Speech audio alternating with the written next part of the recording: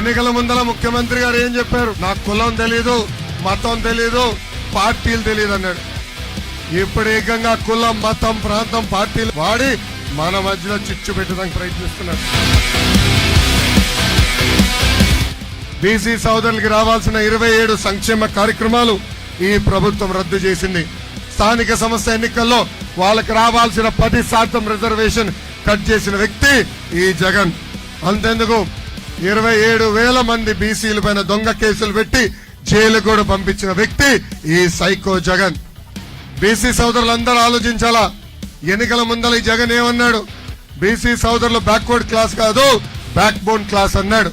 ఈ రోజు ఏకంగా బీసీ సోదరుల వెన్నుముక్క ఎరగొట్టిన వ్యక్తి ఈ జగన్. అందుకే ఈ సభా వేదిక బీసీ సోదరులందరికీ నేను పిలిపిస్తున్నా, జై హో బీసీ, జై హో బీసీ. లారీ డ్రైవర్లకి, ఓనర్లకి నేను హామీ ఇస్తున్నా, 2 నెలల్లో ఓపిక పట్టండి. భారతదేశంలోనే అతి తక్కువ పన్ను ఉండే విధంగా చేసే బాధ్యత మన ప్రభుత్వం తీసుకుంటుంది. మూతపడిన జూట్ మిల్ మరీ తెల్పించే బాధ్యత మేము తీసుకుంటాం. ఉత్తరాంధ్రకి చెప్తున్నా, ఉత్తరాంధ్రకి ఎట్లయితే అనంతపూర్కి కియా ఫ్యాక్టరీ తీసుకొచ్చి ఆ ప్రాంత రూపురేఖలు మార్చామో అదే విధంగా ఉత్తరాంధ్రకి పెద్ద ఎత్తున పరిశ్రమలు తీసుకొస్తాం, సెజ్ ఏర్పాటు చేస్తాం.